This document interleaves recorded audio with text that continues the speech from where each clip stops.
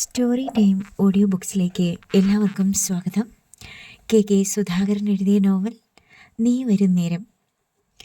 ദീപ്തിയുടെ ഇടതുവശത്തിരുന്ന വിജയകുമാരി പെട്ടെന്ന് അവളെ താങ്ങിപ്പിടിച്ചു. അയ്യോ മോളെ, എന്തു പറ്റി നിനക്ക്? സംഭ്രമത്തോടെയുള്ള ആ ചോദ്യം ഹാളിൽ ഉച്ചത്തിൽ മുഴങ്ങി. ഭക്ഷണം കഴിച്ചുകൊണ്ടിരുന്ന എല്ലാവരും ആ ഭാഗത്തേക്ക് തലതിരിച്ചു നോക്കി. ദീപ്തിയുടെ വലതുവശത്തിരുന്ന ബാലഭാസ്കറിന് ഒന്നും മനസ്സിലായില്ല. അയാളുടെ തൊട്ടടുത്തായിരുന്നു സുഭദ്ര ടീച്ചറും ചന്ദ്രശേഖര പിള്ളയും ഇരുന്നത്. അതിഥികളോട് കുശലാന്വേഷണങ്ങൾ നടത്തിക്കൊണ്ട് നിന്നിരുന്ന വിജയശേഖർ ഓടി വന്നു. മോൾക്ക് എന്തു പറ്റി? അറിയില്ല വിജയേട്ടാ, കഴിച്ചുകൊണ്ടിരിക്കുമായിരുന്നു. പെട്ടെന്ന് ബോധം മറഞ്ഞതുപോലെ. പേടിക്കാനൊന്നുമില്ല, രാവിലെ ഒന്നും കഴിച്ചു കാണത്തില്ല, അതിൻ്റെ തലചുറ്റല. ഡ്രസ്സിംഗ് റൂമിൽ കൊണ്ടുചെന്ന് കിടത്ത്. മുഖത്ത് ഇത്തിരി തണുത്ത വെള്ളം കുടഞ്ഞാൽ മതി, കണ്ണു തുറക്കും, അടുത്തിരുന്ന് ആരോ പറഞ്ഞു. വിജയശേഖർ അവളെ കോരിയെടുത്ത് വധുവിന് ഒരുങ്ങാനുള്ള മുറിയിലേക്ക് കൊണ്ടുപോയി സെറ്റിയിൽ കിടത്തി. കൈകൾ കഴുകിയിട്ട് ബാലഭാസ്കറും സുഭദ്ര ടീച്ചറും ചന്ദ്രശേഖര പിള്ളയും അങ്ങോട്ട് ചെന്നു. ഹാളിൽ താൽക്കാലികമായുണ്ടായ അലോസരം പെട്ടെന്ന് കെട്ടടങ്ങി. പലരും ഭക്ഷണം കഴിക്കൽ തുടർന്നു. എന്തായാലും ഇതത്ര ശുഭകരമല്ല, തൊട്ടടുത്ത നിരയിലിരുന്ന പ്രായമായ സ്ത്രീ പറഞ്ഞു. ജയമോഹനും മഞ്ജരിയും പരസ്പരം ഒന്ന് നോക്കി. അവളുടെ വിശപ്പ് നഷ്ടപ്പെട്ടു. ഒന്നും പറയാതെ അയാൾ എഴുന്നേറ്റു. അവളോ എഴുന്നേറ്റു. കൈ കഴുകിയിട്ട് അവർ ഡ്രസ്സിംഗ് റൂമിൻ്റെ അടുത്തേക്ക് ചെന്നു. അകത്തേക്ക് കയറാൻ പറ്റാത്ത വിധത്തിൽ ആളുകൾ വാതിലിന് വെളിയിൽ കൂട്ടം കൂടി നിന്നിരുന്നു. പെട്ടെന്ന് ദീപ്തിയെ കോരിയെടുത്തുകൊണ്ട് കൂട്ടം കൂടി നിന്നവരെ വകഞ്ഞു മാറ്റിക്കൊണ്ട് വിജയശേഖർ പുറത്തേക്ക് വന്നു. വെള്ളം തളിച്ചിട്ടും കണ്ണു തുറന്നില്ല. ആരോ പറഞ്ഞു. കാറിനടുത്തേക്കാണ് അവളെയും കൊണ്ട് വിജയശേഖർ പോയത്. പിന്നാലെ വിജയകുമാരി ഓടി വന്നു. അവർ കാറിൻ്റെ ബാക്ക് ഡോർ തുറന്നു കൊടുത്തു. അയാൾ അവളെ സീറ്റിലേക്ക് കിടത്തി. അപ്പോഴേക്കും സുഭദ്ര ടീച്ചർ വന്നു. ദീപ്തിയോടൊപ്പം ടീച്ചറും വിജയകുമാരിയും കാറിൽ കയറി. കാർ മുൻപോട്ട് നീങ്ങിയപ്പോഴേക്ക് ബാലഭാസ്കറും ചന്ദ്രശേഖര പിള്ളയും വന്നു. വണ്ടിയെടുക്കൂ ബാലു, ചന്ദ്രശേഖര പിള്ള പറഞ്ഞു. ബാലഭാസ്കർ പെട്ടെന്ന് അയാളുടെ കാറിലേക്ക് കയറി. പിന്നാലെ ചന്ദ്രശേഖര പിള്ളയും കയറി. അവർ വിജയശേഖരൻ്റെ കാറിനു പിന്നാലെ കുതിച്ചു. നമുക്ക് വീട്ടിലേക്ക് പോകാം, മഞ്ജരി പറഞ്ഞു. ജയമോഹൻ ഒന്നും മിണ്ടിയില്ല. വീട്ടിലേക്ക് കാറോടിക്കുമ്പോൾ അയാൾ നിശബ്ദനായിരുന്നു. ഒരക്ഷരം പോലും സംസാരിച്ചില്ല. അയാൾ ഏതോ കടുത്ത ആലോചനയിലാണെന്ന് മുഖം കണ്ടപ്പോൾ മഞ്ജരിക്ക് തോന്നി. വീട്ടിലെത്തിയപ്പോൾ പ്രഭാകരൻ നായരും വിശാലാക്ഷിയമ്മയും മുൻവശത്തെ മുറിയിലുണ്ടായിരുന്നു. ഇത്ര വേഗം എല്ലാം കഴിഞ്ഞോ മോളെ? വിശാലാക്ഷിയമ്മ ചോദിച്ചു. കഴിഞ്ഞമ്മേ, മഞ്ജരി പറഞ്ഞു. സ്റ്റെയർ കേസ് കയറി ജയമോഹൻ മുകളിലേക്ക് പോയി. നിങ്ങൾ സദ്യ ഉണ്ണാതെയാണോ പോന്നത്? എന്നിട്ടും വിശാലാക്ഷിയമ്മയുടെ സംശയം മാറിയില്ല. ഞങ്ങൾ കഴിച്ചുകൊണ്ടിരുന്നപ്പോൾ ദീപ്തിക്ക് സുഖമില്ലാണ്ടായി. അപ്പോൾ തന്നെ ഞങ്ങൾ എഴുന്നേറ്റു. അയ്യോ, ആ കുട്ടിക്ക് എന്തു പറ്റി? ഉത്കണ്ഠയോടെ അവർ ചോദിച്ചു. അവൾ കഴിക്കുകയായിരുന്നു. ആ സമയത്ത് തലചുറ്റലുണ്ടായി. പിന്നെ ബോധം തെളിഞ്ഞില്ല. ഹോസ്പിറ്റലിൽ കൊണ്ടുപോയേക്കുക. അയ്യോ കഷ്ടം, എന്തു പറ്റിയതാണോ എന്തോ? വിചാരിച്ചതിലും നേരത്തെ നിങ്ങൾ വന്നു, അതാ ഞാൻ ചോദിച്ചേ. കഴിക്കാതെയാണോ പോന്നതെന്ന്. മഞ്ജരി പിന്നെ അവിടെ നിന്നില്ല. അവൾ മുകളിലേക്ക് ചെന്നു. ബെഡ്റൂമിൽ ചെന്നപ്പോൾ വസ്ത്രം പോലും മാറാതെ ജയമോഹൻ കട്ടിലിൽ കിടക്കുന്നുണ്ടായിരുന്നു. എന്താ ഒരാലോചന? അവൾ ചോദിച്ചു. ആരാലോചിച്ചു? ഈർഷ്യയോടെ അയാൾ അവളെ ഒന്ന് നോക്കി. അവൾ ബോധമില്ലാതെ വീണപ്പോൾ തന്നെ ഞാൻ ശ്രദ്ധിച്ചു. സാറിൻ്റെ മുഖത്ത് ഒരുതരം പേടി. അത് വെപ്രാളമോ? എന്താ, വല്ല പ്രശ്നവുമുണ്ടോ? മഞ്ജരിയുടെ ചോദ്യം കേട്ട് ജയമോഹൻ്റെ മുഖം വിളറി. അവൾക്ക് സുഖമില്ലാതായതിന് ഞാനെന്തിനു പേടിക്കണം? നിനക്കെന്താ വട്ടുണ്ടോ? അയാൾ പരിഹാസത്തോടെ ചോദിച്ചു. എനിക്ക് വട്ടൊന്നുമില്ല, പക്ഷെ ചില സംശയങ്ങളുണ്ട്, അവൾ പറഞ്ഞു. എന്ത് സംശയങ്ങൾ? ഗർഭമുള്ള പെണ്ണുങ്ങൾ ഇങ്ങനെ തലചുറ്റി വീഴാറുണ്ടെന്ന് ഞാൻ കേട്ടിട്ടുണ്ട്. അയാൾ ഒന്ന് ഞെട്ടി. അതിനവൾ കല്യാണം കഴിച്ചിട്ടില്ലല്ലോ, അയാൾ പറഞ്ഞു. കല്യാണം കഴിക്കാത്ത പെണ്ണുങ്ങൾക്ക് ഗർഭമുണ്ടാക്കി കൊടുക്കുന്ന ചില വിരുദ്ധന്മാർ ഇവിടെ തന്നെയുണ്ടല്ലോ. പ്രസന്ന കല്യാണം കഴിച്ചിട്ടില്ലല്ലോ. ജയമോഹൻ കോപത്തോടെ ചാടി എഴുന്നേറ്റു. നിർത്തടി നിന്റെ പരിഹാസം. മഞ്ജരി കൂസലില്ലാതെ അയാളുടെ കണ്ണുകളിലേക്ക് നോക്കി. സത്യം പറ, ദീപ്തിയുമായി നിങ്ങൾക്ക് ബന്ധമുണ്ടായിട്ടില്ലേ? അവൾ ചോദിച്ചു. നിനക്ക് ഭ്രാന്താണ്, അല്ലെങ്കിൽ പിന്നെ? മറുപടി പറയാതെ അയാൾ മുഖം തിരിച്ചു. ദീപ്തി ഇവിടെ വന്നത് നിങ്ങൾ ക്ഷണിച്ചിട്ടോ അതോ അവൾ സ്വമേധയാ വന്നതോ? അവൾ ഇവിടെ വന്നിട്ടില്ലെന്ന് എൻ്റെ മുഖത്ത് നോക്കി പറയൂ, മഞ്ജരി ആവശ്യപ്പെട്ടു. അവൾ ഇവിടെ വന്നിട്ടില്ല, പതറിയ സ്വരത്തിൽ അയാൾ പറഞ്ഞു. അച്ഛനും അമ്മയും കല്യാണം ക്ഷണിക്കാൻ പോയ അന്ന് പ്രസന്നയെ കൂട്ടുകാരനായ ഡോക്ടറെ കാണിക്കാൻ ഹോസ്പിറ്റലിലേക്ക് പറഞ്ഞു വിട്ട അന്ന് മറന്നുപോയോ അത്? ജയമോഹൻ പെട്ടെന്ന് അവളുടെ നേർക്ക് തിരിഞ്ഞു നിന്നു. അതേടി, അവൾ ഇവിടെ വന്നിട്ടുണ്ട്. നീ പറഞ്ഞതൊക്കെ നടന്നിട്ടുമുണ്ട്. അതിനിപ്പോൾ എന്തു വേണം? പറ, എന്തു വേണം? അയാളുടെ ഒച്ച ഉയർന്നു. മഞ്ജരി പകച്ചുപോയി. ഞാനൊന്ന് തൊട്ടുപോയി എന്നതിൻ്റെ പേരിലല്ലേ നിന്റെ കാമുകൻ നിന്നെ കൈയൊഴിഞ്ഞത്? അതിൻ്റെ പേരിൽ ആ തെണ്ടി എന്നോട് കൊമ്പ് കോർക്കാൻ വന്നിട്ടുണ്ട്. അന്നേ ഞാൻ വിചാരിച്ചതാ അവനൊരു പണി കൊടുക്കണമെന്ന്. ഈ ജയമോഹൻ ഒരു കാര്യം വിചാരിച്ചാൽ എന്ത് വില കൊടുത്തും അത് നടത്തിയിരിക്കും. മഞ്ജരിയെ പുച്ഛത്തോടെയൊന്ന് നോക്കിയിട്ട് ജയമോഹൻ തിടുക്കപ്പെട്ട് വെളിയിലേക്ക് ഇറങ്ങിപ്പോയി. അവൾ തളർച്ചയോടെ കട്ടിലിലേക്കിരുന്നു. കൃഷ്ണ നഴ്സിംഗ് ഹോമിൻ്റെ കാഷ്വാലിറ്റിയുടെ മുൻപിലേക്ക് 2 കാറുകളും പാഞ്ഞു ചെന്നു നിന്നു. ബാലഭാസ്കറാണ് ആദ്യം കാറിൽ നിന്നിറങ്ങിയത്. അയാൾ വേഗം കാഷ്വാലിറ്റിയിലേക്ക് ചെന്ന വിവരം അറിയിച്ചപ്പോൾ 2 അറ്റൻഡർമാർ സ്ട്രക്ചറുമായി ഓടിയിറങ്ങി വന്നു. അവർ ദീപ്തിയെ കാറിൽ നിന്നെടുത്ത് അതിലേക്ക് കിടത്തി കാഷ്വാലിറ്റിയിലേക്ക് കൊണ്ടുപോയി. ഡോക്ടർ അരുണാണ് അപ്പോൾ ഡ്യൂട്ടിയിലുണ്ടായിരുന്നത്. എന്താണ് സംഭവിച്ചത്? പിന്നാലെ ചെന്ന സുഭദ്ര ടീച്ചറിനോടും വിജയകുമാരിയോടും ഡോക്ടർ ചോദിച്ചു. ഉണ്ടായ കാര്യങ്ങൾ വിജയകുമാരി ചുരുക്കത്തിൽ പറഞ്ഞു. ഇന്ന് പ്രത്യേകിച്ച് എന്തെങ്കിലും കഴിച്ചോ? രാവിലെ ഒരു ഗ്ലാസ് ചായ കുടിച്ചതല്ലാതെ മോളൊന്നും കഴിച്ചിട്ടില്ല ഡോക്ടർ. ഫംഗ്ഷൻ കഴിഞ്ഞ് ഭക്ഷണം കഴിച്ചുകൊണ്ടിരുന്നപ്പോഴാണ് വിജയകുമാരി കരഞ്ഞു. ഡോണ്ട് വറി, ഞാനൊന്ന് എക്സാമിൻ ചെയ്യട്ടെ. ദീപ്തിയെ അകത്തെ മുറിയിലേക്ക് കൊണ്ടുപോയി. ചലനം മറ്റു കിടക്കുകയായിരുന്നു അപ്പോഴും അവൾ. നമുക്ക് അവിടെ ചെന്നിരിക്കാം വിജയകുമാരി, വരൂ. സുഭദ്ര ടീച്ചർ അവരുടെ കൈ പിടിച്ചു. തൊട്ടടുത്ത് തന്നെയായിരുന്നു വെയിറ്റിംഗ് റൂം. അവർ അവിടെ ചെന്ന് കസേരകളിൽ അടുത്തടുത്തിരുന്നു. വിജയശേഖറും ചന്ദ്രശേഖര പിള്ളയും ബാലഭാസ്കറും അവരോടൊപ്പം ചെന്നിരുന്നു. വിജയകുമാരിയുടെ കണ്ണുകൾ നിറഞ്ഞൊഴുകി. എൻ്റെ കുഞ്ഞ് 3-4 ദിവസമായി ശരിക്കും ഉറങ്ങിയിട്ട്. വലിയ സന്തോഷമായിരുന്നു അവൾക്ക്. കല്യാണ നിശ്ചയത്തിൻ്റെ കാര്യത്തെക്കുറിച്ചായിരുന്നു സകല സമയവും ചിന്ത. ആരും ഒന്നും മിണ്ടിയില്ല. സമയത്തൊന്നും കഴിക്കത്തുമില്ലായിരുന്നു. ഞാൻ എത്ര നിർബന്ധിച്ചിട്ടാണെന്നറിയോ രാവിലെ ഒരു ഗ്ലാസ് ചായ കുടിച്ചത്? ചോദിക്കുന്നത് കൊണ്ട് വേറൊന്നും വിചാരിക്കല്ലേ വിജയെ. ക്ഷമാപണത്തോടെ സുഭദ്ര ടീച്ചർ അവരുടെ മുഖത്തേക്ക് നോക്കി. സുഭദ്രയ്ക്ക് എന്താണ് അറിയേണ്ടത്? അല്ല, ഇതിനു മുമ്പ് എപ്പോഴെങ്കിലും മോൾ ഇതുപോലെ ബോധം കെട്ട് വീണിട്ടുണ്ടോ? സുഭദ്ര ടീച്ചർ ചോദിച്ചു. ഇല്ല സുഭദ്രേ, ഇതുവരെ അങ്ങനെയൊന്നും ഒരിക്കൽ പോലും ഉണ്ടായിട്ടില്ല. ഫിറ്റ്സ് പോലെ എന്തെങ്കിലും? ഇല്ല. കുഞ്ഞുനാൾ മുതൽ സുഭദ്രയും കാണുന്നതല്ലേ അവളെ. 3-4 വർഷം ദിവസവും അവൾ അവിടെ വീട്ടിൽ പഠിക്കാൻ വന്നിട്ടുണ്ടല്ലോ. ഒരു തവണയെങ്കിലും അവൾക്ക് എന്തെങ്കിലും അരുതായിക കണ്ടിട്ടുണ്ടോ നിങ്ങൾ? ഞാൻ അങ്ങനെയൊന്നും ഉദ്ദേശിച്ച് ചോദിച്ചതല്ല. പെട്ടെന്നിപ്പോൾ എന്തുകൊണ്ടാണിങ്ങനെ? അതും ഇതുപോലൊരു ശുഭദിനത്തിൽ. അവിടെ ഇരുന്നവരുടെയൊക്കെ മനസ്സിൽ എന്തൊക്കെ തോന്നിക്കാണുമോ എന്തോ. എന്നിട്ടും സുഭദ്ര ടീച്ചറിൻ്റെ ആശങ്ക മാറിയില്ല. അവർ എന്തെങ്കിലും വിചാരിക്കട്ടെ ടീച്ചറെ, നമുക്കെന്താ? നമ്മുടെ കുഞ്ഞിൻ്റെ കാര്യം മാത്രം നമ്മൾ നോക്കിയാൽ മതിയല്ലോ, വിജയശേഖർ പറഞ്ഞു. ശരിയാ വിജയ, എന്നാലും ഇതൊരു അപശകുനമായിട്ടാണ് എനിക്ക് തോന്നുന്നേ. ചന്ദ്രശേഖര പിള്ള മനസ്സിൽ ചിന്തിച്ചത് തുറന്നു പറഞ്ഞു. വിജയകുമാരിയും വിജയശേഖറും ഉത്കണ്ഠയോടെ ബാലഭാസ്കറിൻ്റെ മുഖത്തേക്ക് നോക്കി. അയാൾ നിർവികാരതയോടെ ഇരുന്നതേയുള്ളൂ. അല്പനേരത്തേക്ക് അസുഖകരമായ നിശബ്ദതയായിരുന്നു. അത് അവസാനിച്ചത് ഒരു നേഴ്സ് വാതിലിനടുത്ത് പ്രത്യക്ഷപ്പെട്ടപ്പോഴാണ്. ഡോക്ടർ വിളിക്കുന്നു. എല്ലാവരും തലയുയർത്തി അവളെ നോക്കി. പെട്ടെന്ന് വിജയകുമാരി എഴുന്നേറ്റ് നേഴ്സിൻ്റെ അടുത്തേക്ക് ചെന്നു. കൂടെ ചെല്ലൂ എന്ന് അപ്പോൾ സുഭദ്ര ടീച്ചറിനോട് ചന്ദ്രശേഖര പിള്ള കണ്ണുകൾ കൊണ്ട് പറഞ്ഞു.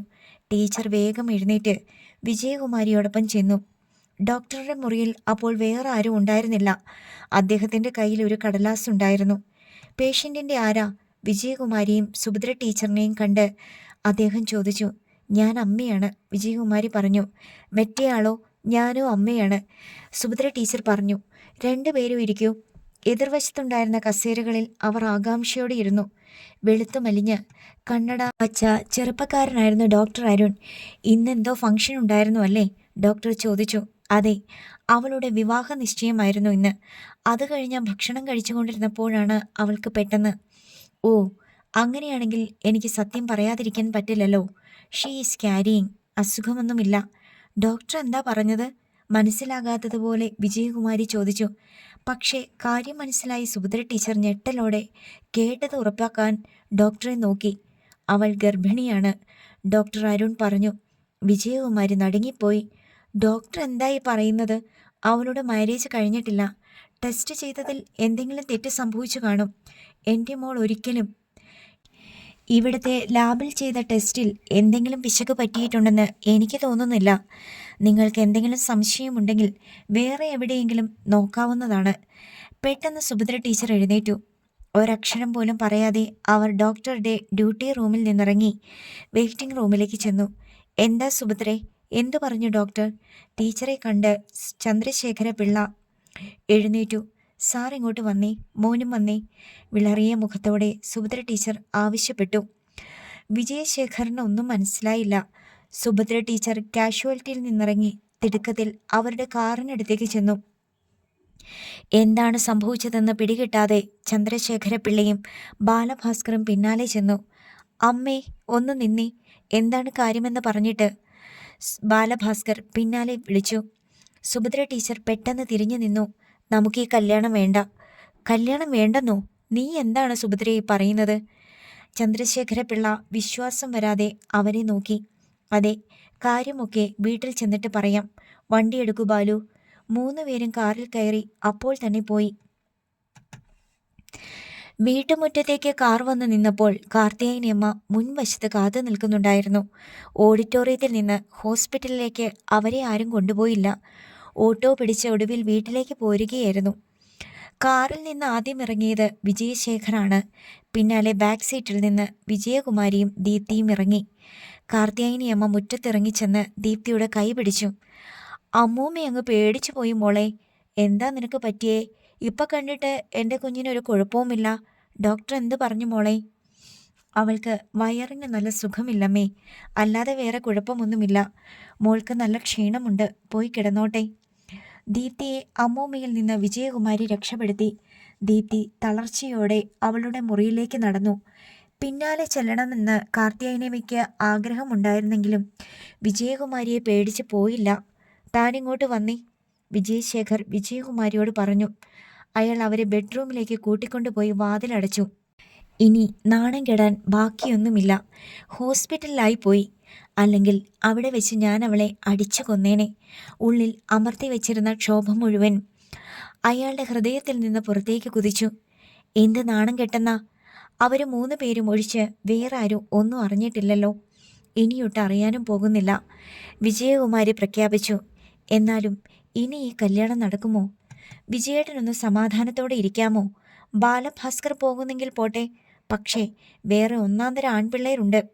അതുകൊണ്ട് എൻ്റെ മോൾ പുര നിറഞ്ഞു നിൽക്കത്തൊന്നുമില്ല, വിജയകുമാരി വീരവാദം പറഞ്ഞു. അതൊക്കെ പിന്നെ ആലോചിക്കാം. ഇതിപ്പോൾ ആരാ ഉത്തരവാദിയെന്ന് അവളോട് ചോദിക്ക്. കൊള്ളാവുന്ന ഏതെങ്കിലും ഒരുത്തനാണെങ്കിൽ വേറൊന്നും നോക്കാതെ നമുക്ക് കല്യാണം അങ്ങ് നടത്താം. അതാണ് ബുദ്ധിയെന്ന് വിജയകുമാരിക്കും തോന്നി. നിശ്ചയിച്ച മുഹൂർത്തത്തിൽ തന്നെ മോളുടെ കല്യാണം നടത്താം. ബാലഭാസ്കർ പോകുന്നെങ്കിൽ പോകട്ടെ, ഇനിയിപ്പോൾ ആരുടെ കാല് പിടിക്കാനൊന്നും വയ്യ. ദീപ്തിയുടെ മുറിയിലേക്ക് വിജയകുമാരി ചെന്നു. അവൾ അപ്പോൾ കിടക്കുകയായിരുന്നു. മോളെ, വിജയകുമാരി കട്ടിലിൻ്റെ വക്കിലിരുന്നു കൊണ്ട് അവളെ വിളിച്ചു. ദീപ്തി കണ്ണു തുറന്നു നോക്കി. സാരമില്ല മോളെ, ആർക്കായാലും ഇത്തരം അബദ്ധം പറ്റും. അപ്പോൾ പിന്നെ അടുത്ത വഴി എന്താണെന്ന് മാത്രം ആലോചിച്ചാൽ മതി. അവർ അവളെ സമാധാനിപ്പിച്ചു. അവൾ മിണ്ടിയില്ല. ആരാ മോളെ നിന്നെ ചതിച്ചത്? അമ്മയോട് പറ. ആരായാലും നമുക്ക് ആ കല്യാണം നടത്താം. ഇനി ബാലുവിനെ നമുക്ക് കിട്ടത്തില്ല, വിധിച്ചതേ നടക്കൂ. ആരാ മോളെ അവൻ? അത് നടക്കത്തില്ലമ്മേ, ദീപ്തി പറഞ്ഞു. അതെന്താ? കല്യാണം കഴിച്ച ആളാ. വിജയകുമാരി ഞെട്ടി. പിന്നെ പിന്നെ നീ എന്തു മണ്ടത്തരമാ മോളെ കാണിച്ചേ? ബാലുവുമായിട്ട് നിന്റെ കല്യാണം തീരുമാനിച്ചതല്ലേ, എന്നിട്ട് നിനക്കെന്താ ഭ്രാന്ത് പിടിച്ചോ? അവർ കരഞ്ഞു. ബാലുവേട്ടനുമായുള്ള കല്യാണം നടക്കാൻ വേണ്ടിയായിരുന്നമ്മേ സുരക്ഷാ മാർഗങ്ങളൊക്കെ ഞാൻ എടുത്തതാ. പക്ഷേ എങ്ങനെയോ എല്ലാം തെറ്റിപ്പോയി, ദീപ്തി പറഞ്ഞു. ബാലുവുമായിട്ടുള്ള കല്യാണം നടക്കാനോ? എനിക്കൊന്നും മനസ്സിലാകുന്നില്ല.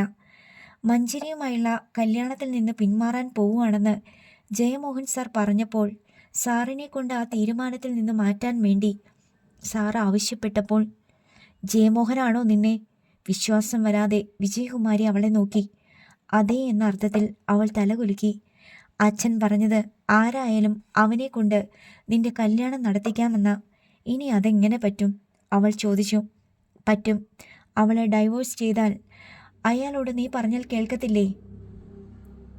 കേൾക്കും. മഞ്ജരിയെ സാർ ഉപേക്ഷിക്കും. പക്ഷെ വേറൊരു കാര്യം അപ്പോൾ സംഭവിക്കും. ബാലുവേട്ടൻ അവളെ കിട്ടും. അത് പാടില്ല. അതെനിക്ക് സഹിക്കത്തില്ല. ദൃഢനിശ്ചയത്തോടെ ദീപ്തി പറഞ്ഞു. അത് ശരിയാണെന്ന് വിജയകുമാരിക്കും തോന്നി. അപ്പോൾ പിന്നെ ഇത് നമ്മൾ എന്ത് ചെയ്യും മോളെ? ആധിയോടെ അവർ ചോദിച്ചു. ഇത് നമ്മൾ വേണ്ടെന്ന് വെക്കൂ അമ്മേ. നാളെ തന്നെ ഏതെങ്കിലും ഹോസ്പിറ്റലിലേക്ക് പോകാം. അതോ അവൻ്റെ അച്ഛനോടോ അമ്മയോടോ ഒന്ന് സംസാരിച്ചിട്ട് മതിയോ? വിജയകുമാരി സംശയിച്ചു. വേണ്ടമ്മേ, നാടൻ കെടാൻ പോകണ്ട. അല്ലെങ്കിൽ തന്നെ ബാലുവേട്ടന് പാതി മനസ്സേ ഉണ്ടായിരുന്നുള്ളൂ. ഇപ്പോൾ ഇതും കൂടെ ആയപ്പോൾ വേണ്ട. വിജയകുമാരി ഒന്ന് നെടുവീർപ്പിട്ടു. എന്തെല്ലാം സ്വപ്നങ്ങളായിരുന്നു, എത്രയെത്ര പ്രതീക്ഷകളായിരുന്നു. എല്ലാം ഒരു നിമിഷം കൊണ്ട്. ഞാൻ അച്ഛനോട് പറഞ്ഞിട്ട് വരാം. വിജയകുമാരി മുറിയിൽ നിന്ന് ഇറങ്ങിപ്പോയി. ദീപ്തി മൊബൈലെടുത്ത് ജയമോഹൻ്റെ നമ്പറിൽ വിളിച്ചു. ഉടൻ തന്നെ അയാൾ കോൾ എടുത്തു. ഹലോ ദീപ്തി, സാർ ഇപ്പോൾ എവിടാണ്? നമ്മൾ അന്ന് പോയ കൂട്ടുകാരൻ്റെ വീട്ടിൽ. നീ വീട്ടിലോ അതോ? അയാൾ മദ്യപിച്ചിട്ടുണ്ടെന്ന് സ്വരം കേട്ടപ്പോൾ അവൾക്ക് മനസ്സിലായി. ഹോസ്പിറ്റലിൽ നിന്ന് കുറച്ചു മുമ്പ് വീട്ടിൽ വന്നു. എന്താ നിനക്ക് പറ്റിയേ? ഞാൻ പ്രഗ്നൻ്റാണ്. പെട്ടെന്ന് ഒരു ഗ്ലാസ് നിലത്ത് വീണുടയുന്ന ശബ്ദം ഫോണിലൂടെ അവൾ കേട്ടു. പക്ഷേ ദീപ്തി, നീ എവിടെയോ കണക്കുകൂട്ടലുകൾ തെറ്റിപ്പോയി സർ. ബാലുവേട്ടൻ്റെ വീട്ടുകാരും സംഭവം അറിഞ്ഞു. അല്ലായിരുന്നെങ്കിൽ ഇത് രഹസ്യമാക്കി ഒതുക്കി തീർക്കാമായിരുന്നു. ഇനി അത് നടക്കത്തില്ല.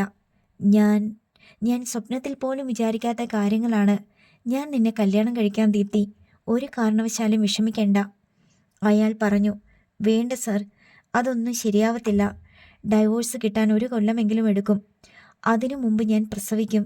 അത് വേണ്ട. പിന്നെ നീ എന്ത് ചെയ്യാൻ പോകുന്നു? അതേക്കുറിച്ചോർത്ത് സാർ വിഷമിക്കേണ്ട. ഈ സ്നേഹം എന്നും ഉണ്ടായാൽ മാത്രം മതി. അതിരിക്കട്ടെ, ആ ഓട്ടോക്കാരൻ്റെ കാര്യം എന്തായി? അവൾ ചോദിച്ചു. പോലീസ് കേസെടുത്തിട്ടുണ്ട്. പക്ഷേ നമുക്ക് പേടിക്കണ്ട. അവൻ മദ്യം കഴിച്ചിരുന്നു എന്നാണ് പോസ്റ്റ്മോർട്ടം റിപ്പോർട്ട്. ആ രീതിയിൽ അവർ കേസ് ക്ലോസ് ചെയ്യും. എന്നാലും സാറ് അക്കാര്യം ഒന്ന് അന്വേഷിക്കണേ. സ്ഥലം SI സാറിൻ്റെ പഴയ സ്റ്റുഡൻ്റ് ആണെന്ന് പറഞ്ഞ ഓർമ്മയുണ്ട് എനിക്ക്. അവൾ പറഞ്ഞു. ഞാൻ ശരശ്ചന്ദ്രനോട് സംസാരിക്കാം. ശരി സർ, നല്ല ക്ഷീണമുണ്ട്. നാളെ വിളിക്കാം. ദീപ്തി കോൾ കട്ട് ചെയ്തു. ജയമോഹൻ കുറേ നേരം ഒരേ ഇരിപ്പിരുന്നു. പിന്നെ അവൾ പറഞ്ഞത് ഓർമ്മ വന്നപ്പോൾ മൊബൈൽ എടുത്ത് സബ് ഇൻസ്പെക്ടർ ശരശ്ചന്ദ്രനെ വിളിച്ചു. ശരത്തേ, ഇത് ഞാനാ, ജയമോഹൻ. എന്താ സർ വിളിച്ചേ? ആദരവോടെ ശരശ്ചന്ദ്രൻ ചോദിച്ചു. കഴിഞ്ഞയാഴ്ച ടൗണിൽ വെച്ച് ബസ് അപകടത്തിൽ മരിച്ച ഓട്ടോ ഡ്രൈവർ സതീശൻ്റെ കാര്യം അറിയാനാണ്. എൻ്റെ വീട്ടിലെ സെർവൻ്റ് പെണ്ണിനെ കല്യാണം കഴിക്കാനിരിക്കുകയായിരുന്നു അവൻ. വീട്ടുകാർക്ക് എന്തെങ്കിലും ആനുകൂല്യം? ഇൻഷുറൻസിൽ നിന്ന് എന്തെങ്കിലും കിട്ടുമെന്ന് തോന്നുന്നില്ല സർ. കാരണം അയാൾ മദ്യലഹരിയിലാണ് ഓട്ടോ ഓടിച്ചതെന്ന് ലാബിൽ നിന്ന് വന്ന ബയോപ്സി റിപ്പോർട്ടിൽ വ്യക്തമായി പറഞ്ഞിട്ടുണ്ട്. പക്ഷേ ഒരു സ്പെഷ്യൽ ഇൻവെസ്റ്റിഗേഷൻ നടന്നേക്കും. അതെന്താ? അയാൾ കഴിച്ചിരുന്ന മദ്യത്തിൽ മീഥൈൽ ആൽക്കഹോൾ കലർന്നിട്ടുണ്ട്. അതായത് വിഷച്ചാരായം. അതിൻ്റെ ഉറവിടം കണ്ടെത്തണമെന്നാണ് SP-യുടെ ഓർഡർ. ശരശ്ചന്ദ്രൻ പറഞ്ഞു. ജയമോഹൻ കുടിച്ച ബ്രാൻഡി മുഴുവൻ ഒരു നിമിഷം കൊണ്ട് ആവിയായിപ്പോയി. കോളേജിൻ്റെ പ്രധാന കെട്ടിടത്തിൻ്റെ പോർച്ചിന് മുന്നിലേക്ക് ഒരു പോലീസ് വാഹനം പാഞ്ഞു വന്ന് ഇരമ്പലോടെ നിന്നു. കാറിൽ നിന്ന് സർക്കിൾ ഇൻസ്പെക്ടർ രാജൻ വർഗീസും സബ് ഇൻസ്പെക്ടർ ശരശ്ചന്ദ്രനും പിന്നാലെ മറ്റ് 3 പോലീസുകാരും ഇറങ്ങി. അവർ നേരെ പ്രിൻസിപ്പാളിൻ്റെ റൂമിലേക്കാണ് ചെന്നത്. പോലീസ് സംഘത്തെ കണ്ട് പ്രിൻസിപ്പൽ രവീന്ദ്രനാഥ് ഒന്ന് പകച്ചു. Good morning sir. ഞങ്ങൾ വന്നത് ഇവിടുത്തെ അധ്യാപകനായ ജയമോഹനെ അറസ്റ്റ് ചെയ്യാനാണ്. അതിന് സാറിൻ്റെ പെർമിഷൻ ആവശ്യമില്ല. പക്ഷേ അറിയിക്കേണ്ടത് ഞങ്ങളുടെ മര്യാദയായതുകൊണ്ട്, രാജൻ വർഗീസ് പറഞ്ഞു. രവീന്ദ്രനാഥ് ഞെട്ടി. എന്ത് കുറ്റമാണ് ജയമോഹൻ ചെയ്തത്? മീഥൈൽ ആൽക്കഹോൾ എന്ന വിഷച്ചാരായി നൽകി സതീശൻ എന്ന ഓട്ടോ ഡ്രൈവറെ കൊലപ്പെടുത്തി. വ്യക്തമായ തെളിവുകളും സാക്ഷികളുമുണ്ട് സർ. രവീന്ദ്രനാഥിന് മിണ്ടാൻ കഴിഞ്ഞില്ല. ഈ ജയമോഹൻ ഇപ്പോൾ ഏത് ക്ലാസ്സിലുണ്ടെന്ന് അറിഞ്ഞാൽ പ്ലീസ് ക്ലാസ്സിൽ ചെന്ന് അറസ്റ്റ് ചെയ്യരുത്. കുട്ടികളുടെ മുന്നിൽ വെച്ച്. ഞാൻ അയാളെ ഇങ്ങോട്ട് വിളിപ്പിക്കാം. സാർ ഇരിക്കൂ. രാജൻ വർഗീസ് ഒരു കസേരയിലിരുന്നു. ജയമോഹനെ വിളിച്ചുകൊണ്ടുവരാൻ അപ്പോൾ തന്നെ പ്രിൻസിപ്പൽ ആളിനെ വിട്ടു. പ്യൂൺ ചെന്നപ്പോൾ ജയമോഹൻ അവസാന വർഷ BSc കുട്ടികൾക്ക് പ്രാക്ടിക്കൽ ക്ലാസ് എടുത്തുകൊണ്ട് ലാബിലായിരുന്നു. സാർ, അത്യാവശ്യമായി പ്രിൻസിപ്പാളിൻ്റെ റൂമിലേക്ക് ചെല്ലാൻ പറഞ്ഞു. എന്താ ഭാസ്കര? കാര്യമെന്താണെന്ന് പറയരുതെന്ന് ഭാസ്കരന് പ്രത്യേക നിർദ്ദേശം കൊടുത്തിട്ടുണ്ടായിരുന്നു പ്രിൻസിപ്പൽ. അറിയത്തില്ല സർ. ഉടൻ തന്നെ ജയമോഹൻ ലാബിൽ നിന്നിറങ്ങി പ്രിൻസിപ്പാളിൻ്റെ റൂമിലേക്ക് ചെന്നു. പോലീസ് ഓഫീസർമാരെ കണ്ട് അയാളൊന്നു ഭയന്നു. ജയമോഹൻ, നിങ്ങളെ അറസ്റ്റ് ചെയ്യാൻ വേണ്ടി വന്നതാണ് ഞങ്ങൾ. കാരണം എന്താണെന്ന് നിങ്ങൾക്കിപ്പോൾ മനസ്സിലായി കാണുമല്ലോ. കസേരയിൽ നിന്ന് എഴുന്നേറ്റുകൊണ്ട് രാജൻ വർഗീസ് ചോദിച്ചു. എനിക്ക് മനസ്സിലായില്ല സർ. ഞെട്ടലോടെ ജയമോഹൻ പറഞ്ഞു. മനസ്സിലാക്കി തരാമിടാ നിനക്ക്. പാവം ഒരു ഓട്ടോക്കാരനെ നീ വിഷം ഒഴിച്ച ബ്രാൻഡി കൊടുത്ത് കൊലപ്പെടുത്തിയിട്ട് ഒന്നും അറിയാത്ത മട്ടിൽ നിൽക്കുന്നു. നീയൊക്കെ അധ്യാപകനായിരിക്കുന്നത് ഈ കോളേജിന് തന്നെ അപമാനമാണല്ലോടാ. രാജൻ വർഗീസിൻ്റെ ഒച്ചയുയർന്നു. അടുത്ത സ്റ്റാഫ് റൂമിലെയും ഓഫീസിലെയും ജീവനക്കാർ ഉച്ചത്തിലുള്ള ശബ്ദം കേട്ട് പുറത്തേക്കിറങ്ങി വന്നു. സുകുമാര, കയ്യാമം വയ്ക്ക്. രാജൻ വർഗീസ് ഉത്തരവ് കൊടുത്തു. കൈവിലങ്ങുമായി ഒരു പോലീസുകാരൻ മുന്നോട്ട് വന്നു. സാർ, ഞാൻ വന്നോളാം. എന്നെ വിലങ്ങു വയ്ക്കരുത്. കുട്ടികളുടെയും സ്റ്റാഫിൻ്റെയും മുന്നിൽ വെച്ച് എന്നെ അപമാനിക്കരുത് പ്ലീസ്. ജയമോഹൻ കൈകളെടുത്ത് തൊഴുതു. നിനക്കിനി എന്ത് അന്തസ്സാടാ ബാക്കിയുള്ളത്? നാളെ സകല പത്രങ്ങളിലും ചാനലിലും നിന്റെ ഫോട്ടോയും വീഡിയോയും സഹിതം കൊലപാതകത്തിൻ്റെ വാർത്ത വരും. നീ പിന്നെ കോളേജ് അധ്യാപകനല്ല, നികൃഷ്ടനായ കൊലയാളി മാത്രം. കൈവിലങ്ങ് വെച്ച് ജയമോഹനെ പ്രിൻസിപ്പലിൻ്റെ മുറിയിൽ നിന്ന് വെളിയിലേക്കിറക്കി. അപ്പോഴേക്കും വിവരമറിഞ്ഞ് സകല ക്ലാസ്സിലെയും കുട്ടികളുടെ ഒരു വമ്പിച്ച കൂട്ടം വെളിയിൽ കാത്തു നിൽക്കുന്നുണ്ടായിരുന്നു. കേരള ജീപ്പിലേക്ക്. പിന്നിൽ നിന്ന് സർക്കിൾ ഇൻസ്പെക്ടർ ബൂട്ട് ഉയർത്തി ജയമോഹനെ ആഞ്ഞു തൊഴിച്ചു. അയ്യോ അമ്മേ! അലറി വിളിച്ചുകൊണ്ട് ജയമോഹൻ ഞെട്ടിയുണർന്നു. മുറിയിൽ കനത്ത ഇരുട്ട് മാത്രം. അയാൾ ചാടി എഴുന്നേറ്റു.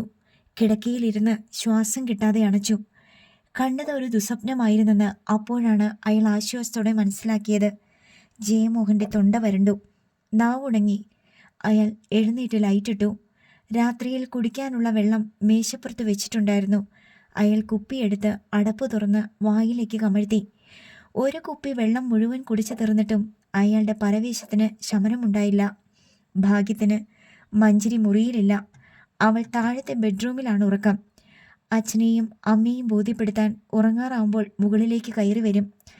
അവർ വാതിലടച്ച് കഴിയുമ്പോൾ അവൾ വീണ്ടും താഴേക്ക് പോകും. തടയാനുള്ള ധൈര്യം അയാൾക്ക് ഇതുവരെ കിട്ടിയിട്ടില്ല. ജയമോഹൻ ക്ലോക്കിലേക്ക് നോക്കി. മണി 3:40. പുലരാറാകുമ്പോൾ കാണുന്ന സ്വപ്നങ്ങൾ ഫലിക്കുമെന്ന് കേട്ടിട്ടുണ്ട്. എങ്കിൽ മനസ്സമാധാനം കിട്ടാതെ അയാൾ മുറിയിൽ അങ്ങോട്ടും ഇങ്ങോട്ടും നടന്നു. ശരശ്ചന്ദ്രൻ പറഞ്ഞതനുസരിച്ച് സതീശൻ്റെ മരണത്തെക്കുറിച്ച് അന്വേഷണം ഉണ്ടാകും. പക്ഷേ സത്യം വെളിപ്പെടണമെന്നില്ല. അവനെവിടുന്നോ കിട്ടിയ മദ്യം കുടിച്ചു എന്നല്ലാതെ ആരാണ് കൊടുത്തതെന്ന് പോലീസ് എങ്ങനെ കണ്ടുപിടിക്കും? എല്ലാം ഒന്ന് അടങ്ങുന്നതുവരെ കോളേജിലേക്ക് പോകാതിരിക്കുന്നതാണ് നല്ലത്. ഒരു തരത്തിൽ ജയമോഹൻ നേരം വെളുപ്പിച്ചു. അതിനിടയിൽ അയാൾ സൂട്ട് കേസിൽ അത്യാവശ്യം വസ്ത്രങ്ങളും മറ്റ് സാധനങ്ങളും എടുത്തു വെച്ചു. ബാക്കി വന്ന മീതയിൽ ആൽക്കഹോൾ അലമാരയിലുണ്ടായിരുന്നു. വല്ല സംശയത്തിൻ്റെയും പേരിൽ വീട് സെർച്ച് ചെയ്താൽ അയാൾ ആ കുപ്പിയും സൂട്ട് കേസിൽ വെച്ചു. നേരം വെളുത്തപ്പോൾ അയാൾ മൊബൈൽ എടുത്ത് ദീപ്തിയെ വിളിച്ചു. ആദ്യത്തെ ബെല്ലിന് അവൾ കോൾ എടുത്തില്ല. ഉറക്കമുണർന്ന് കാണുകയില്ലെന്ന് തോന്നിയപ്പോൾ അല്പനേരം കഴിഞ്ഞ് വീണ്ടും വിളിച്ചു. എന്താ സർ? ഉറക്കത്തിൽ നിന്ന് ഉണർന്നതുപോലെ ദീപ്തി കോൾ എടുത്തു. ഇന്നലെ ഹോസ്പിറ്റലിൽ പോയിട്ട്? അയാൾ ചോദിച്ചു. ഞാൻ സംശയിച്ചത് തന്നെയായിരുന്നു സംഭവം. ബാലുവേട്ടൻ്റെ വീട്ടുകാരും അതറിഞ്ഞു. കല്യാണം നടക്കുകയില്ല. സോറി ദീപ്തി. സാർ വിഷമിക്കേണ്ട. എൻ്റെ കയ്യിലും തെറ്റുണ്ടല്ലോ. വേറെ ആരും ഇതൊന്നും അറിഞ്ഞിട്ടില്ല. ഇന്നെന്നെ ഹോസ്പിറ്റലിൽ കൊണ്ടുപോകും അതില്ലാതാക്കാൻ. ദീപ്തി, ബാലുവേട്ടനെ കിട്ടാൻ എനിക്ക് വിധിയില്ല, അത്രേയുള്ളൂ. അവൾക്കും കിട്ടിയില്ലല്ലോ, അതുകൊണ്ട് എനിക്ക് ദുഃഖമില്ല. എനിക്ക് വേറെ ആരെങ്കിലും കിട്ടും സാറേ. ഞാൻ ലീവ് എടുത്ത് കുറച്ച് ദിവസത്തേക്കൊന്ന് മാറി നിൽക്കാൻ പോവുകയാണ്, ജയമോഹൻ പറഞ്ഞു. എന്തിനാണ് സർ? ആ സതീശൻ്റെ ബയോപ്സി റിപ്പോർട്ട് വന്നിട്ടുണ്ട്. അവൻ്റെ ഉള്ളിൽ മീതയിൽ ആൽക്കഹോൾ ചെന്നിട്ടുണ്ടെന്ന്. അതുകൊണ്ട് പോലീസ് അന്വേഷണം ഉണ്ടാകും. സാർ മാറി നിന്നാലാണ് പോലീസിന് സംശയം തോന്നുക. ദീപ്തി മുന്നറിയിപ്പ് കൊടുത്തു. ഞാൻ ലീവ് എടുക്കുന്നു എന്നേ ഉള്ളൂ. എൻ്റെ ഫ്രണ്ടിൻ്റെ ആ വീട്ടിൽ കാണും ഞാൻ. കോളേജിൽ വന്ന് അന്വേഷണം നടത്തിയാൽ എന്നെയും ക്വസ്റ്റ്യൻ ചെയ്തെന്നിരിക്കും. അതൊഴിവാക്കാനാണ്. പോലീസ് എന്തിനു കോളേജിൽ വരണം? സാർ വെറുതെ പേടിക്കാതെ. ഓക്കെ, നീ ഫ്രീ ആകുമ്പോൾ വിളിക്ക്. അയാൾ കോൾ കട്ട് ചെയ്തു. രാവിലെ പ്രാതൽ കഴിക്കുമ്പോഴാണ് എല്ലാവരോടുമായി ജയമോഹൻ അക്കാര്യം പറഞ്ഞത്. ഞാൻ ഇന്ന് കോഴിക്കോട്ടേക്ക് പോവുകയാണ്. അവിടെ യൂണിവേഴ്സിറ്റിയിൽ ഒരു ഇൻ്റർവ്യൂ പാനലുണ്ട്. 2-3 ദിവസം കഴിഞ്ഞേ വരൂ. എന്നിട്ട് നേരത്തെ ഇക്കാര്യം പറഞ്ഞില്ലല്ലോ? മഞ്ജരി സംശയത്തോടെ അയാളെ നോക്കി. നേരത്തെ മെയിൽ അയച്ചതാ അവർ. പക്ഷേ ഇന്നലെ രാത്രിയിലാണ് ഞാനത് കണ്ടത്. അയാൾ പറയുന്നത് കളവാണെന്ന് അവൾക്ക് തോന്നാതിരുന്നില്ല. 9 മണി കഴിഞ്ഞപ്പോൾ സൂട്ട് കേസ് കാറിലെടുത്ത് വെച്ച് ജയമോഹൻ സ്ഥലം വിട്ടു. ഗേറ്റിലേക്ക് തന്നെ നോക്കി സുഭദ്ര ടീച്ചറും ബാലഭാസ്കറും ഇരുന്നു. ദീപ്തിയുടെ വീട്ടിലേക്ക് ചന്ദ്രശേഖര പിള്ള പോയിട്ട് 1 മണിക്കൂറിലേറെയായി. കാര്യം പറഞ്ഞിട്ട് പോരാൻ 15-20 മിനിറ്റ് മതി. ഇതിപ്പോൾ അമ്മയും കൂടി പോകേണ്ടതായിരുന്നു. ബാലഭാസ്കർ പറഞ്ഞു. അതിൻ്റെ ആവശ്യമില്ല ബാലു. ജാതകം കൈമാറിയത് അച്ഛന്മാർ തമ്മിലാ. നിന്റെ അച്ഛൻ ചെന്ന് അവളുടെ അച്ഛനോട് പറയുന്നു കല്യാണത്തിൽ നിന്ന് പിന്മാറുകയാണെന്ന്. അതിന് അമ്മയുടെ ആവശ്യമില്ല, സുഭദ്ര ടീച്ചർ പറഞ്ഞു. എന്നാലും അച്ഛനൊരു സപ്പോർട്ടിന്. നിന്റെ അച്ഛനെപ്പോലെ ക്ഷമാശീലമൊന്നും എനിക്കില്ല മോനെ. ഞാൻ പൊട്ടിത്തെറിച്ചു പോകും. വയറ്റിലുള്ള പെണ്ണിനെ എൻ്റെ മോൻ്റെ തലയിൽ കെട്ടിവെക്കണം നോക്കിയതിന് ചുട്ട മറുപടി കൊടുത്തിട്ടേ ഞാൻ പോരൂ. അത് വലിയ വാക്കുതർക്കവും വഴക്കുമാകും. എന്തിനാ വെറുതെ? പെട്ടെന്ന് ഗേറ്റ് കടന്ന് ചന്ദ്രശേഖര പിള്ളയുടെ കാർ അകത്തേക്ക് കയറി വന്നു. സുഭദ്ര ടീച്ചറും ബാലഭാസ്കറും എഴുന്നേറ്റു. സംസാരിച്ചോ? പിള്ള കയറി വന്നപ്പോൾ സുഭദ്ര ടീച്ചർ ചോദിച്ചു. ചന്ദ്രശേഖര പിള്ള സിറ്റിയിലേക്ക് ഇരുന്നു. എന്തു പറഞ്ഞു അവർ? സുഭദ്ര ടീച്ചർ ചോദിച്ചു. ഒരുപാട് ക്ഷമ ചോദിച്ചു. മാപ്പ് പറഞ്ഞു. അവർക്കിതൊന്നും അറിയില്ലായിരുന്നുവെന്ന്. ആളാരാണെന്ന് ചോദിച്ചിട്ട് അവൾ ഇതുവരെ പറഞ്ഞില്ലെന്ന്. വൃത്തികെട്ട പെണ്ണ്. എൻ്റെ ഈശ്വര, ഇവളെയാണല്ലോ ഞാൻ എൻ്റെ ബാലുവിൻ്റെ തലയിൽ കെട്ടിവെക്കാൻ നോക്കിയത്. സുഭദ്ര ടീച്ചറിൻ്റെ കണ്ണുകൾ നിറഞ്ഞു. ദൈവം തന്ന ശിക്ഷയാണമ്മേ. കയ്യിൽ കിട്ടുമായിരുന്ന മാണിക്യത്തെ വേണ്ടെന്ന് വെച്ചിട്ടല്ലേ അമ്മ മുക്കുപണ്ടത്തിൻ്റെ പിന്നാലെ പോയത്? ബാലഭാസ്കറിന് ദേഷ്യവും സങ്കടവും സഹിക്കാൻ കഴിഞ്ഞില്ല. എന്നിട്ട് ഒടുവിൽ ആ നാണം കെട്ടവൻ എന്നോട് പറഞ്ഞതെന്താണെന്നറിയാമോ?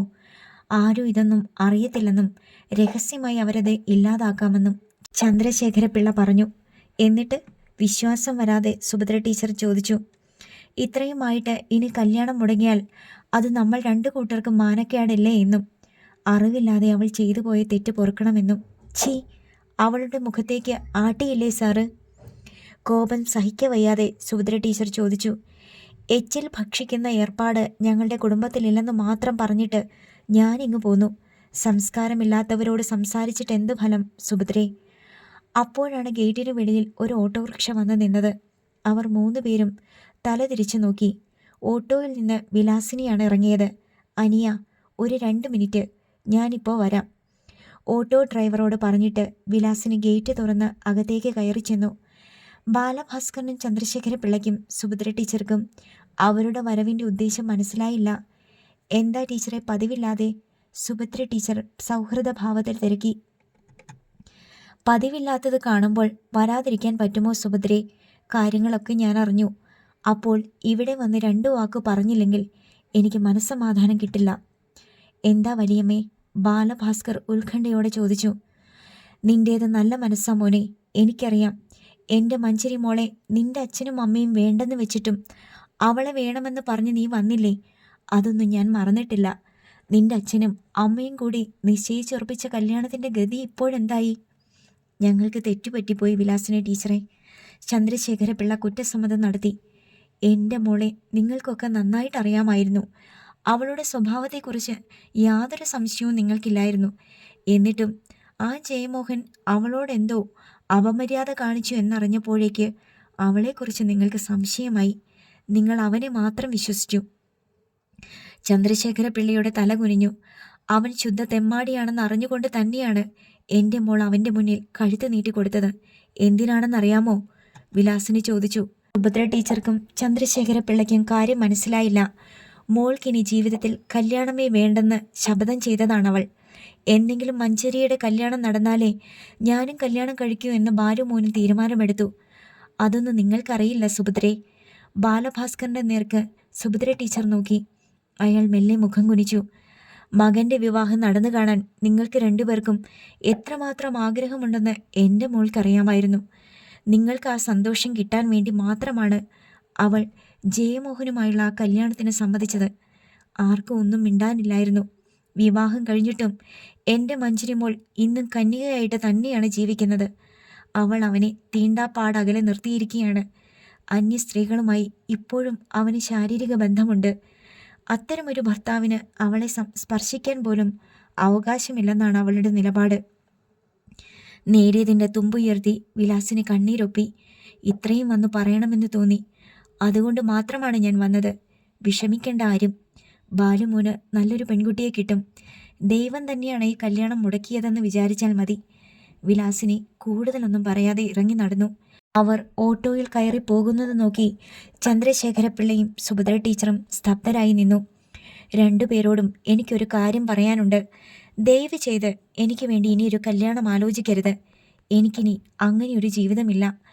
അച്ഛൻ്റെയും അമ്മയുടെയും മുഖത്തേക്ക് മാറി മാറി ഒന്ന് നോക്കിയിട്ട് ബാലഭാസ്കർ അയാളുടെ മുറിയിലേക്ക് പോയി. സുഭദ്ര ടീച്ചറിൻ്റെ കണ്ണുകൾ രണ്ടും നിറഞ്ഞൊഴുകി. ചന്ദ്രശേഖരപിള്ള തല കുനിച്ചിരുന്നു. സബ് ഇൻസ്പെക്ടർ ശരത്ചന്ദ്രൻ രാവിലെ സ്റ്റേഷനിലെത്തിയപ്പോൾ മണി 9. അല്പനേരം കഴിഞ്ഞപ്പോൾ സർക്കിൾ ഇൻസ്പെക്ടർ രാജൻ വർഗീസിൻ്റെ വിളി വന്നു. ശരത്തെ, താൻ എവിടെയാണ്? ഞാൻ സ്റ്റേഷനിലുണ്ട് സർ. ഇന്നലെ രാത്രി SP എന്നെ വിളിച്ചിട്ടുണ്ടായിരുന്നു. ആ ഓട്ടോ ഡ്രൈവർ ആക്സിഡൻറ്റിൽ മരിച്ച കേസില്ലേ, വിഷം ചേർന്ന ചാരായം അവന് കിട്ടിയതിൻ്റെ സോഴ്സ് ഇമ്മീഡിയറ്റായി കണ്ടുപിടിക്കണമെന്ന്. ഇന്നൊരാൾ, നാളെ 10ഓ 9ഓ.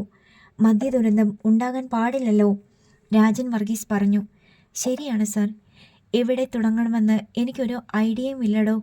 നമുക്ക് ഓട്ടോ സ്റ്റാൻഡിൽ ചെന്ന് അവൻ്റെ കൂട്ടുകാരന്മാരോട് അന്വേഷിച്ചാലോ? അവൻ സാധാരണ എവിടുന്നാണ് മദ്യം സംഘടിപ്പിക്കുന്നതെന്ന്. ബീവറേജസിൽ നിന്നല്ലാതെ വേറെ എവിടെ നിന്നെങ്കിലും. ചിലപ്പോൾ കള്ളവാറ്റ്, ശരത്ചന്ദ്രൻ പറഞ്ഞു. ഓക്കെ, താൻ അവിടെ വെയിറ്റ് ചെയ്യേ, ഞാൻ ഉടൻ വരാം. അരമണിക്കൂർ കഴിഞ്ഞപ്പോൾ രാജൻ വർഗീസിൻ്റെ പോലീസ് ജീപ്പെത്തി. ശരത്ചന്ദ്രനെയും കൂട്ടി അവർ അപ്പോൾ തന്നെ ടൗണിലെ ഓട്ടോ സ്റ്റാൻഡിലേക്ക് പോയി. ഒന്നിനു പുറകെ ഒന്നായി നീണ്ട വരി പോലെ ഓട്ടോ കിടക്കുന്നുണ്ടായിരുന്നു. പോലീസ് സംഘത്തെ കണ്ട് ഓട്ടോ ഡ്രൈവർമാർ ഒന്ന് പകച്ചു.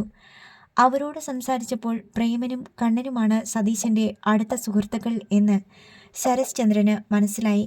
കണ്ണൻ ഏതോ ഓട്ടത്തിന് പോയിരിക്കുകയായിരുന്നു. പ്രേമൻ സ്റ്റാൻഡിലുണ്ടായിരുന്നു.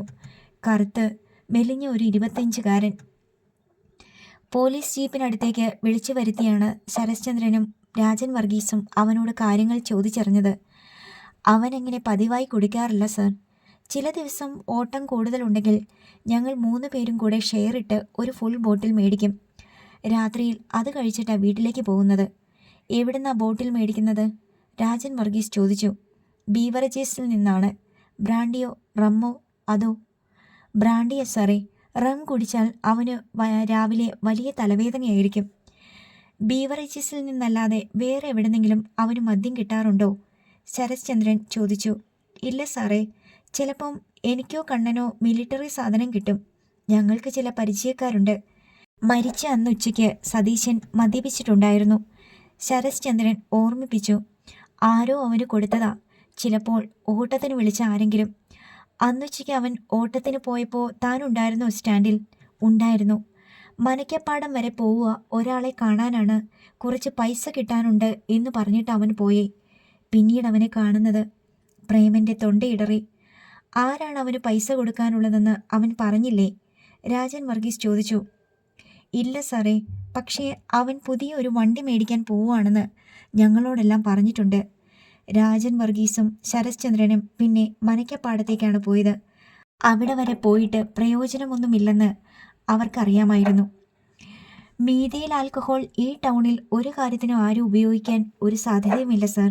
പക്ഷേ കോളേജുകളിലെ ലാബുകളിൽ ടെസ്റ്റ് ട്യൂബും മറ്റും ചൂടാക്കാൻ ഉപയോഗിക്കുന്നത് സ്പിരിറ്റ് ലാമ്പാണ്, ശരത്ചന്ദ്രൻ വണ്ടിയിലിരുന്ന് പറഞ്ഞു. പെട്ടെന്ന് രാജൻ വർഗീസിൻ്റെ താല്പര്യമുണർന്നു.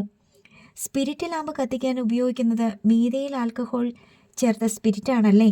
അയാൾ ചോദിച്ചു. അതെ സർ. ആ വഴിക്ക് സ്പ്യൂരിയസ് സ്പിരിറ്റ് പുറത്തേക്ക് പോകാൻ സാധ്യതയുണ്ടല്ലോ. കോളേജിലെ ലാബിൽ ജോലി ചെയ്യുന്നവർ വിചാരിച്ചാൽ. അതെ സാർ. ഈ ടൗണിൽ ഒരേ ഒരു കോളേജല്ലേ ഉള്ളൂ. ഞാൻ ഡിഗ്രിക്ക് പഠിച്ചത് ഇവിടെയാണ്. വേണമെങ്കിൽ നമുക്കൊന്ന് പോയിട്ട് വരാം. ഞാൻ അവിടെ ബോട്ടണി സ്റ്റുഡൻ്റ് ആയിരുന്നു. ടീച്ചേഴ്സിനെയൊക്കെ നല്ല പരിചയമുണ്ട് എനിക്ക്, ശരത്ചന്ദ്രൻ പറഞ്ഞു. ശരി, പോകാം. കുന്തം പോയാൽ കുടത്തിലും തപ്പണമല്ലോ. വലിയ പ്രതീക്ഷയൊന്നും ഇല്ലായിരുന്നിട്ടും രാജൻ വർഗീസ് പറഞ്ഞു. ജീപ്പ് നേരെ കോളേജിലേക്ക് വിട്ടു.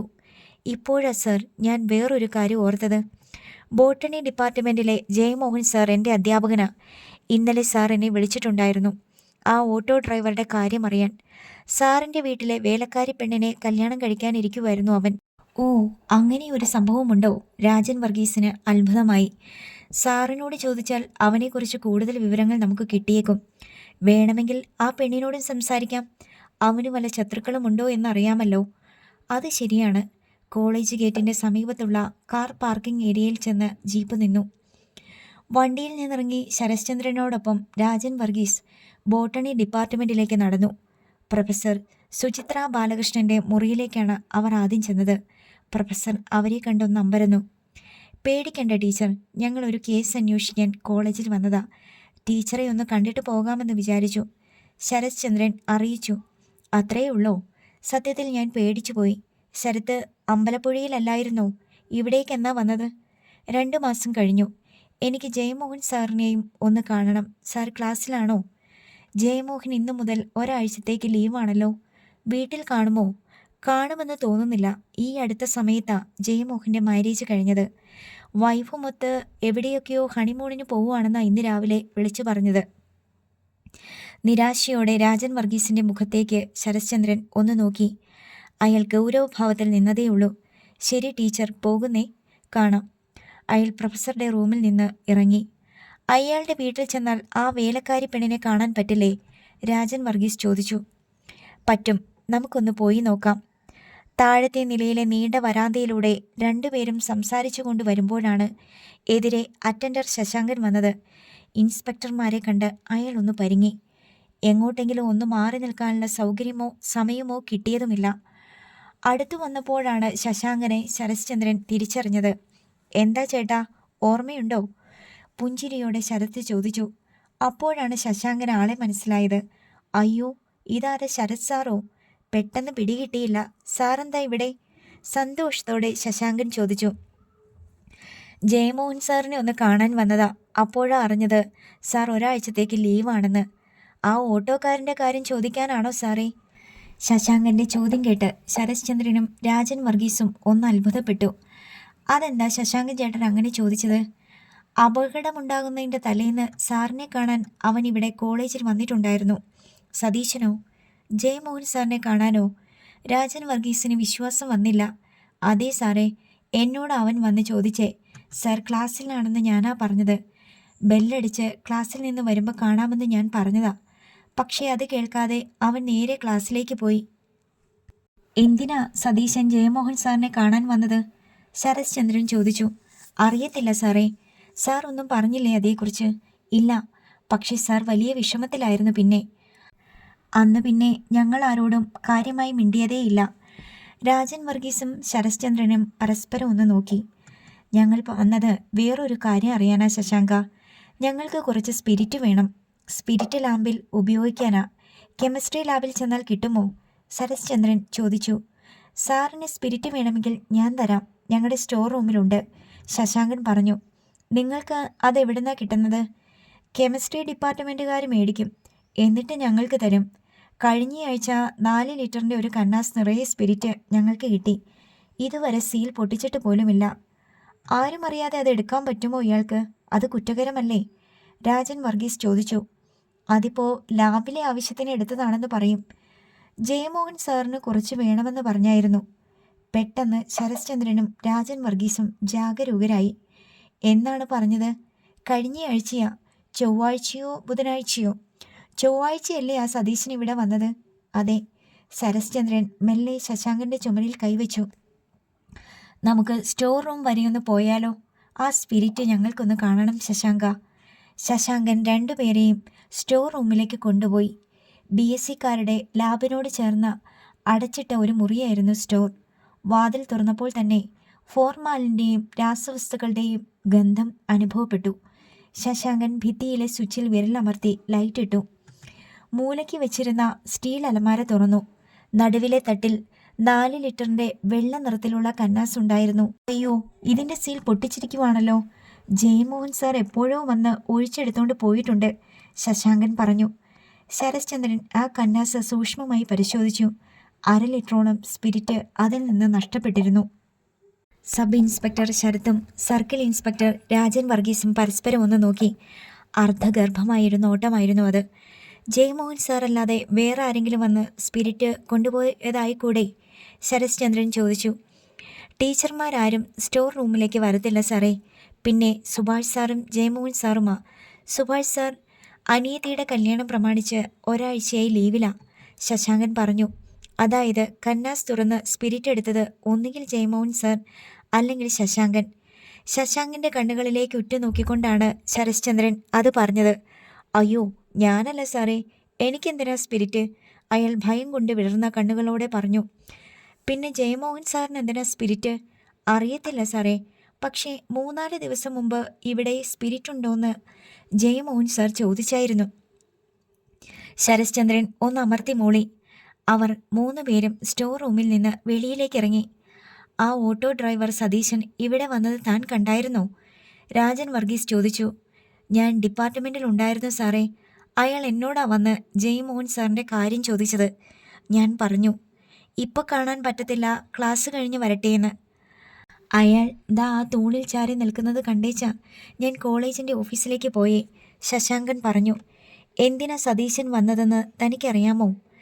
ജയമോഹൻ സാർ കുറച്ച് കാശ് കൊടുക്കാനുണ്ട്, അത് മേടിക്കാനാന്നാ പറഞ്ഞത്. ജയമോഹൻ മദ്യപിക്കുമോ? രാജൻ വർഗീസ് ചോദിച്ചു. ഉവ്, ആഴ്ചയിലൊരിക്കൽ എന്നെക്കൊണ്ട ബീവറേജസിൽ നിന്ന് മേടിപ്പിക്കുന്നേ. എവിടാ ഈ ജയമോഹൻ താമസിക്കുന്നേ? എനിക്കറിയാം സാറേ പുള്ളിയുടെ വീട്, ശരത്ചന്ദ്രൻ പറഞ്ഞു. ശരി, വിളിപ്പിച്ചാൽ താൻ സ്റ്റേഷൻ വരെ വരേണ്ടി വരും കേട്ടോ. രാജൻ വർഗീസ് പറഞ്ഞത് കേട്ട് ഭീതിയോടെ ശശാങ്കൻ തലകുലുക്കി. അവർ പോലീസ് ജീപ്പിൽ കയറി പോകുന്നത് നോക്കി അയാൾ അവിടെ തന്നെ നിന്നു. അവർ കണ്ണിൽ നിന്ന് മറഞ്ഞപ്പോൾ അയാൾ മൊബൈലെടുത്ത് ജയമോഹനെ വിളിച്ചു. എന്താ ശശാങ്ക? ജയമോഹൻ ഉടൻ കോൾ എടുത്തു. സാർ ഇപ്പോൾ എവിടാ? പരിഭ്രമത്തോടെ അയാൾ ചോദിച്ചു. വീട്ടിലില്ല, വെളിയിലൊരിടത്താണ്. സ്റ്റോർ റൂമിൽ നിന്ന് സാർ സ്പിരിറ്റ് എടുത്തായിരുന്നോ? ഇല്ല. എന്താടോ? പോലീസിന് സാറിന് സംശയമുണ്ട്, അവരിപ്പം ഇവിടുന്ന് പോയതേയുള്ളൂ. പോലീസോ? അവർ കോളേജിൽ വന്നോ? ജയമോഹൻ ഞെട്ടലോടെ ചോദിച്ചു. അതെ സാറേ, ആദ്യം പോയത് സുചിത്ര ടീച്ചറിൻ്റെ മുറിയിലേക്കാ. അത് കഴിഞ്ഞാൽ എന്നോട് ഓരോന്നൊക്കെ ചോദിച്ചത്. ബസ്സിടിച്ച് ചത്ത ആ ഓട്ടോ ഡ്രൈവർ സാറിനെ കാണാൻ ഇവിടെ വന്ന കാര്യമൊക്കെ അവർ അറിഞ്ഞിട്ടുണ്ട്. അതൊക്കെ ആരാ പറഞ്ഞത്? വിശ്വാസം വരാതെ ജയമോഹൻ ചോദിച്ചു.